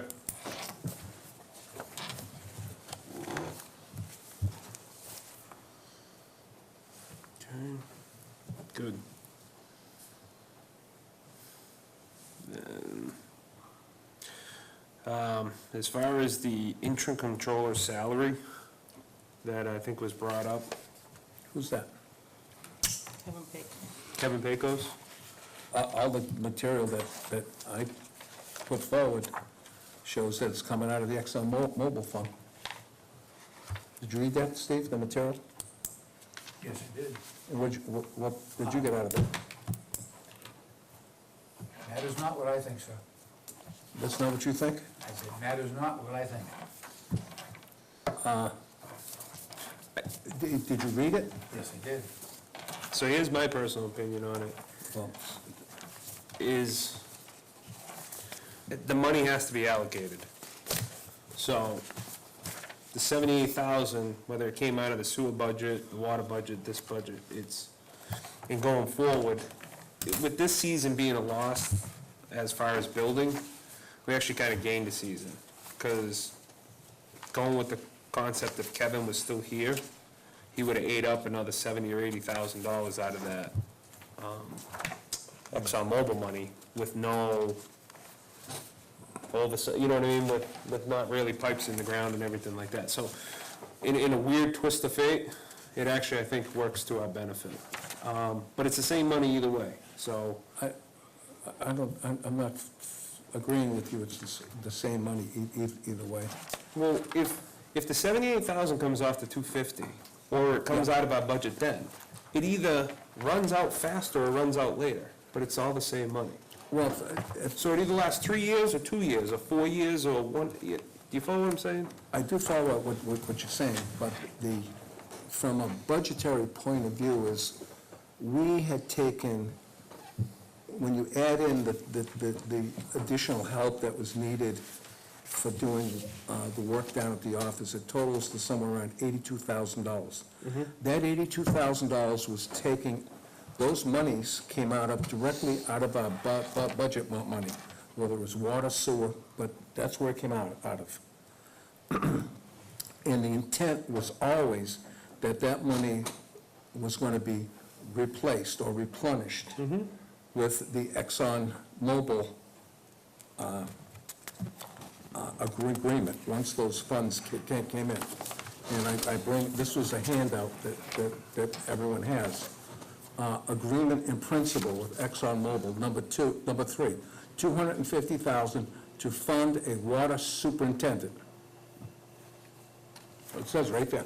Yeah. Okay? And then on a press release, there's a press release, I don't think the copy is here. On the press, This one? yes, that's right, very in the front. Is it the very front? I don't know why the papers are sticking together. The press release. And and this is key, and is that it's on the back page of the press release, again, it's number 3, $250,000 to fund a water and superintendent from Waterline Project Fund. Note that this total amount is to be spent over 2.5 years. So that was something that was within the negotiations, and everyone who was involved in the negotiations, including Ms. Craver, which she wrote this, because she wrote the press release, is that those monies was coming out of the ExxonMobil money. Now, the ExxonMobil money is already here. It's already deposited in the town's account. These monies that we had spent should be put back into our account. Okay, so it's not about that the 78,000 was spent for the superintendent, it's about the money that we're supposed to be in control of isn't in our accounts. Well, first of all, is the 250, which is earmarked specifically for the superintendent, the water superintendent. When we hired Mr. Pecos, that's what he was, and that's where that money was coming from. That money needs to come back to our account. In perfect lawyer language here, Mr. Pecos wasn't a water superintendent. His whole purpose It was the acting superintendent, and I totally agree with Rob. That was, I specifically remember that this was supposed to come out of Mobil's money, and since we took it out of our own, I think we're due to get the refund back. Yeah, but you're gonna wear out of it faster, is what I'm getting at. So Peter and Steve and whoever's moving forward in overseeing this project, the money's just gonna come off the back end faster. So if this project drags on for 3 years, you might only have 2 years of that 250,000. You might only, 2.5, you follow what I'm saying? So we have to live with the fact that we paid for it out of our budget, not out of Mobil's money. No, it shouldn't come out of our budget. It belongs back, because now what we're going It's to the have... same money. But Gabe, and again, I know this is a principal thing, is... But what principle? It's the same money. First of all, is our retained earnings are going to be deficient this year if that money's not replaced by over $80,000. Correct, and that is absolute fact that, that 100% screws up those numbers. But just like we talked to the gentleman who was here from Pioneer, put an asterisk next to it and carry it forward. That this year, isn't a true accurate, true representation of retained earnings. I agree. I know exactly what you're saying, Rob. Well, right. But if you get it back, you're just losing it again That's on the okay, end. that's okay, because we know where it is. I need to bring everyone's attention to number 2. This is on the back side of the press release of April 16, 2016. $7,750,000 cash settlement of the Exxon Mobil to the town of Charlton. Note, the Board of Selectmen and Water Commission voted to use funds to pay off the water debt, cancel all assessed water betterments, and credit those who have already paid. So anyone out there who's already paid into the water betterment that they were assessed, I think, two years ago or 18 months ago, they're supposed to be getting that money back. Then it says, the remaining funds shall support the water department, i.e. operations, capital expenditures, designs, as appropriated by town meeting. So what it means is that whatever the balance is, and that balance is going to go into a special fund, the only way to come out of that special fund is a vote of town meeting, and that vote will then be judged on whether or not the expenditure of operations, which means the operations of the plant, including the superintendent, capital, expansion and design. Yep. So I think this is going to be an integral part of Mr. Borier's task to make sure that we have a crystal clear accounting, because, as we learned a few weeks ago, everyone doesn't remember everything all of the time. So this is why this has to be documented, and we're not talking about peanuts here. We're talking about some large sums of money. So it needs to be properly appropriated, or either that, or allocated, and/or recorded, and put into a place to where everyone knows exactly what's there and what's not there.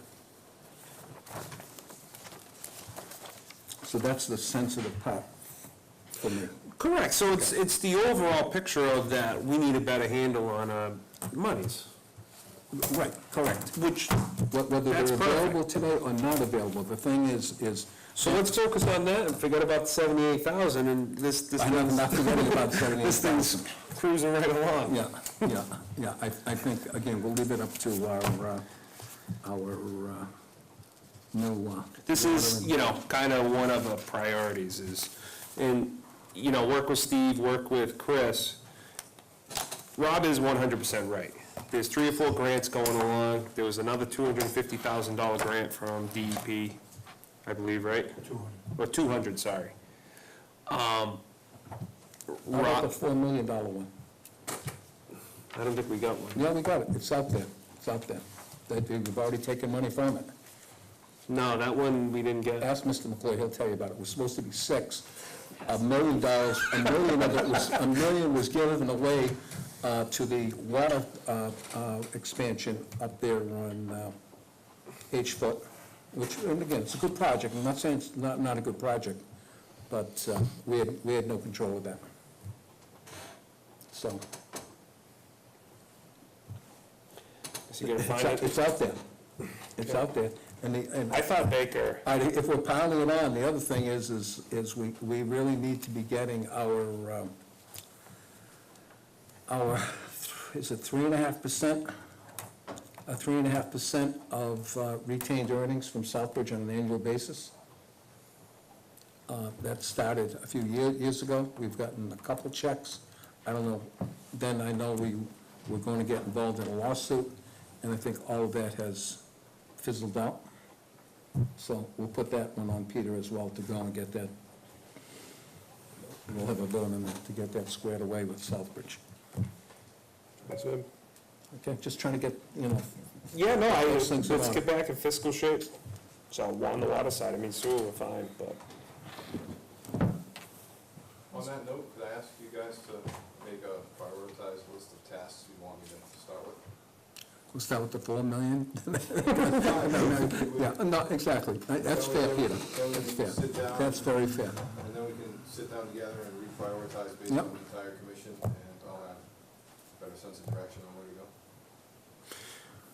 Mr. Chair, Go ahead. would it be worth like dedicating, say, 2 or 3 hours and just kind of hammering all this out with everything we have outstanding and everything we need to do? Totally get the matrix up to date, because I think that Peter might like that. It sounds to me like you're that type of person that like the I have a copy of charts. the matrix, yes. Okay.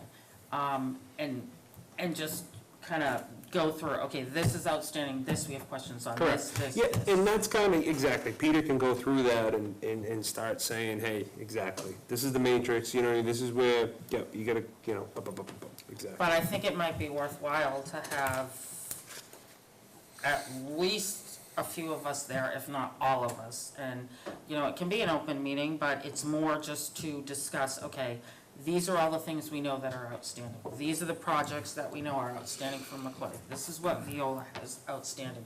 These are the grants, these are this, because I don't know if we all have a really good handle on that. I'll put the list together that I know of, and then just pass it around through emails, then anyone can add to it. If you still want to have a meeting after that, you can. Again, Fair let's enough. do it that way. Yep. Need to get I'll it have done. something ready to present on the 23rd.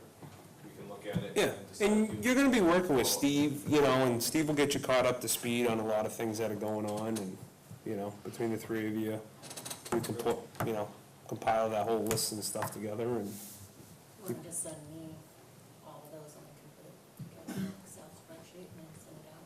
perfect. Because part of, too, is, breaking that up amongst you and Steve, you know what I mean, and the 3 of you, to really hammer it out, too, so. Excellent. We went over that R&M budget, right? Yes. So we'll just, We all in agreement that we'll just wait till it's all done? It's 17 days now, and then we'll talk with John and go over it. Is he coming to next meeting? He's gonna come to the next one down at the sewer treatment plant, which should be before the next meeting. Because he should probably maybe, if, you know, they want to get paid, come with, we put him on the agenda for the 23rd, it's after that deadline, and we can get all that straightened out. You know, if he has a accurate representation of what's going on with all that money. The year end is October 31st. They started November 1st, so they will be planning an Okay. annual reconciliation. Okay, I call it that. all right, yeah, no, then that's fine, so what is that, when did that normally usually take place? The end of November. Okay, all right, so So the year is up October 31st. okay, Preparation year end, the end of November. okay.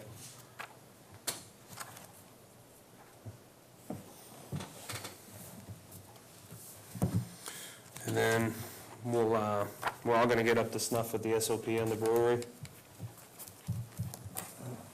Okay, all right, new business. Let's go with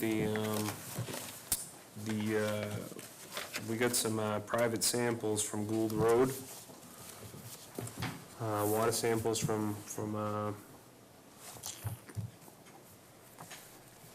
Yes, I will, so the you only, want me to take this? well, the only quick thought I do have is, have these been also delivered to the Board of Health? Board of Health submitted those. Okay, so the Board of Health submitted these. I asked them, Okay. if you charged me with putting it on the agenda, so I started the Board of Health and I got those the day we sent them on. Okay, because, and the reason why I say that is, we really have no jurisdiction over private wells that ain't, you know, but if the Board of Health kicks them to us, then that's fine. You know, but really, they need to start with them first. It's, you know, the Board of Health is responsible for private wells, not the Water and Sewer Commission. To a point, but if it's. But then this goes into the whole other bigger picture, which is Health fine. issue. And just to give you the story here, is about 6 weeks ago, a close friend of my two sons had come to me and had said to me, just passing conversation, that he's been having his water tested. I says, "Well, why are you having your water tested?" He says, in fact, they've been doing this for over a year now. And he was telling me about the range of MTBE in his well. I says, "What?" So he ended up, I says, "You know, did you get a file on this?" He says, "Yeah." So he brought the file down, and then I believe I did copy it. And there were 4 letters in the file, and I believe the letters started back in June of 2016. And the letters were from Kleinfelder, and the letters were a notice that there was a finding of MTBE in his water. And I'm just looking for those readings right here, and I'm not, okay, here we go, yeah. Those readings were, there was 4 readings. On this sheet, I only see 3. He had readings of 25 parts, another one 25 parts, another one 36 parts of MTBE. And 36, I mean, that's halfway home to 70, which you've got 24 hours to report that to DEP. And he also then told me that other neighbors were being sampled as well, and other neighbors had told me that they had hits. So I've got a house just a couple doors up. One's got 27 parts, another month it had 31, quarter, and another quarter had 28. Which, now, we're bringing water to people up here in the center if they got 1 part per billion of MTBE. And this area here of Gould Road and Cemetery Road is exactly the direction to where the original geological report, when Exxon spill happened, this is where they said that the plume was gonna go. It was gonna go north, north, north, northeast. Instead, we've been finding everything going south. The part that is a little bit, I guess, discouraging to me is that when these letters from Kleinfelder went out, they were CC'd to the DEP, to Mark Baldy, and also ExxonMobil agreed that, a long time ago, that there was a series of people they had to notify. And one was the library, because the library is where it's a PIP meetings take place. The other one was the Board of Health, and the third one was they didn't say administrator, they talked about the town management, which was Robin Craver. And I don't know why it took over a year for this commission to find out that the plume is heading to where they originally said it was heading. And we've got people here who are experiencing this, and in all the meetings I was at, DEP went with the negotiation with ExxonMobil. I remember Mark Baldy saying, look, Mr. Exxon, the reason why we need that pump station is sure. You may have enough water now to do your project, but what happens if in fact you need to extend the lines because the plume has gone elsewhere? Well, this is the exact scenario to where, good thing that pump station's going in, good thing we're gonna have up to 500,000 gallons of water, because this may have to be serviced with a 4-inch line. So I guess this is a question for our engineer, at least I call him our engineer, is our in-house guy, is Chris. Looking at this, what do you see as far as how we should go forward with this? Or go forward at all with this?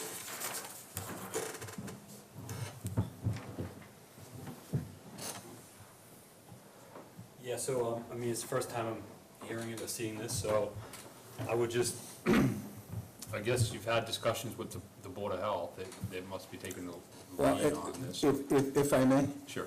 when I went to the Board of Health, and again, they've done a great job over there. I had specifically gone there with my pile of documents that I had copied and the letters, and asked them if in fact they've been receiving these. And you walk in the Board of Health, I mean, the place is organized and it's as neat as a pin, and I talked to Mr. Philbrook, and it was the first time that he had seen anything. Then they were able to find one document, which was, it was an analysis of multiples, but it wasn't as complete as this one here that they sent you, Steve? Correct. Right, but, They said they had just got that. oh, they had just gotten it? They said they had just. Okay, all right, so to be fair to everybody is, The Board of Health just got that? or- well, Yes, that document that I sent, she had said, we just got this in. I will put it together and send it within an hour or so, it was emailed. all right, I will send the rest of the board out the entire file that I copied with the letters, with the CCs. So, let's not play the blame game, let's see about what do we do going forward here. I mean, typically, I think from the commission standpoint is you'd have to, obviously want to know whether or not you'd be looking at more allocation of water to this area, if that's what's going to happen as far as, you know, alleviating the situation. I would assume that the Board of Health is going to come out with some sort of recommendation, and you folks would need to be apprised of that in order to, you know, whether or not you're going to, I don't know how far are these addresses away from Stafford Street? 2 miles? Maximum. So you go down Cemetery Road by the Apple Orchard, get to the first intersection, take a left. Not over the road tracks tracks before the railroad tracks? Before the Okay, tracks. Okay, so Go Road goes that Yeah. way, but we're talking about at that first intersection, you take a left there. Yeah. I mean, the positive is there's only about 5 houses within that first 1,000 feet, and then it's just that big open farm, Okay. you know, so. In the open farm, which is under, I believe, it's under a development restriction. So that's got 200 or 300 acres that are out of the play. But you still have the former Camp Dement site that has almost miles of road frontage, which at the next housing boom, that's the area that's gonna get hit. So, and, I would expect there's probably some interaction as far as the Board of Health goes with the, if this is being sampled by, Kleinfelder, Who's NBS, sampling it? Kleinfelder, then I would assume there's gonna be some input from the DEP as well relative to this. So they're obviously required to sample this for So it seems to me then the correct response would be, if the Board of Health isn't getting any feedback, then it would be our job to contact the DEP and ask where this is gonna continue to go. Because they're the only approving or authorized authority to enforce anything. obviously, the laboring off with this past settlement, it was through the Board of Selectmen and the Water Sewer Commission. And yes, the Board of Health did play a part in it. So, maybe we need to have a discussion with Mr. Philbrook and the chairman over there, and maybe do a joint letter to Mr. Baldy at DEP, and then request, now, Chris, what is it, if there's a known spill, then they have to go X amount of feet outside the spill to see if in fact it's contaminant. If the contaminant is found within that first circle, then they gotta increase the circle. Yeah, typically that's, Okay, so are we now, should we be going to DEP and ask them to have this circle increased? And to get more information on this? And, you know, it's too bad our agreement says 70 parts as far as requiring action from Mobile Exxon. yeah, I'm assuming that this is on the DEP's radar screen, but I don't know. They're obviously sampling for a reason. Correct. And the thing is there's no squeak in the wheel right now. So that volume's gotta get turned up. Sure. At least that's what I think. Again, because these people shouldn't be exposed to this, they're kids, and I believe on this one particular individual, that they've offered to bring in a POET system. I think is 35 parts, that's their threshold for POET systems? It just depends on, you know, it just depends on how, you know, what is being ordered by the DEP, you know. Okay. Folks can have it, you know, that 70, like you said, is the limit where they're required to notify, public notification, but we see any detect and folks want to put a system on it, just to ensure that they're not seeing that, but I'm not certain what the requirement is for a residential home. Okay, so I'd like to have Peter, Steve, and, you know, just get in touch with the Board of Health and, you know, get the information together and talk to DEP and find out where this is in their radar and where it is on their priority, because they're customers and they're town residents, not customers, but they're town residents, and they deserve to be a priority, so. Fair enough? It should be a letter. I don't think it should just be a discussion. Probably should be No, it needs to be a discussion and then a letter. a letter from water and sewer. Along with the Board of Health. To, Correct. to, Once they've met. to Correct. DEP. Okay. Does it need to be a motion? No, I think we can just direct them. Okay. I don't know. Yeah. It's going to start next week, I'm thinking. Ching, ching, ching, ching. List keeps growing. But anyways, Yes, all right. So, I think that's pretty much it. The New release of the open meeting law. updates and signature page to be returned. What'd you give it to him I last, gave you the whole packet, and then I gave you a single page for the. was that last time? sign. Or is it this one? For this meeting. It's, what are you talking, is this The new discussion? release for the open meeting law came out with signature page requiring signatures for those who received it and had read it. I haven't read it. Don't sign it, I'm not signing it. but read it. Please. You're asking me nicely. Yes. Yeah. Well, you're gonna have to sign it eventually, right? I don't know. Is some of this new law, or is this law that they've There now is, you've striking? got both in there, there's an edit structure so you can see where the changes are. I see a lot of lines through things. It looks like they deleted more than they put in. Well, that's good. Okay, so if you're gonna add one, you gotta eliminate two. Tell you what, take a 2-hour ethics class and you wonder how DC even functions. Yeah, that's right. Go ahead. So under new business, is there a way we could just add other business? And basically what that would be is anything that might have come up during our discussions that we're not gonna vote on, but we can talk about, but it's something that we would put under business for the following agenda. Would give us something to think about. A lot That's of fine, boards- but you know who's sitting next to you, right? What? It's not.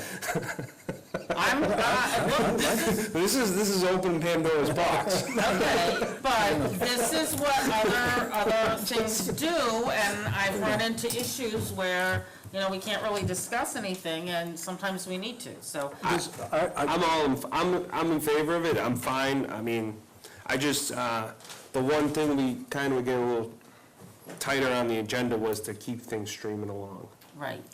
you know? So, in context, I'd love to keep that, but in context, we have a lot of stuff to go over and sometimes miss it, so we can try it, how about that? If I'm hearing you right, Jane, you would like to add at the end of the meeting, subject matter that should be on the agenda at the next meeting. Possibly, or it's called other business, and basically what it is something that might have come up after the warrant was posted, something that might have come up during the meeting, something that you Okay. might know Yeah, about. yeah. And you can't vote on it, you can't do anything, but you can discuss it.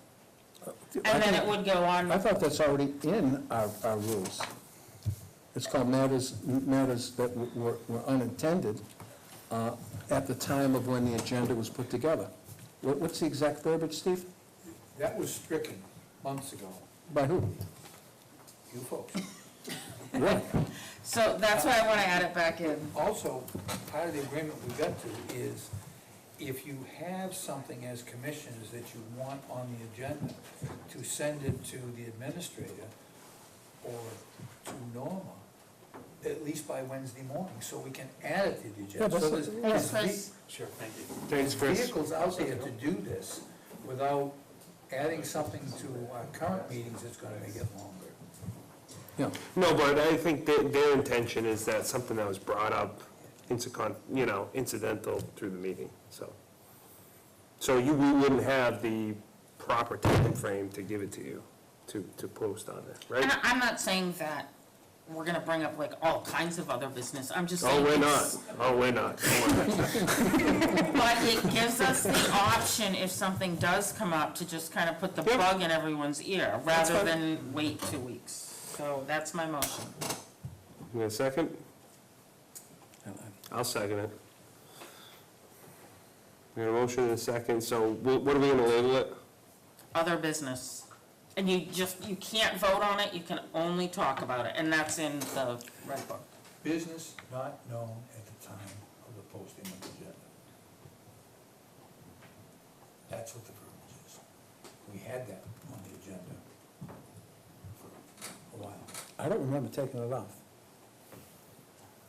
Please don't make me go back and research that Yeah. for the hours, it's just not worth the time. You want it back on, fine. If it's a big deal, No, it's not a big deal. I get a motion in a second. All those in favor? Aye. I, There you go. It's not a big deal. No, it's a good deal. I'm fine with it. Yeah, motion as long as to it makes adjourn. sense, yeah. Yeah, we get a go ahead, That's make it. way too early. Way too early to adjourn? No, this is good. Motion to adjourn, quickly. You got a second? Yeah, second, yeah. All those in favor? Aye. Aye. Perfect. Thank you all. Okay, moving right along. Chairman, you forgot your paper clip.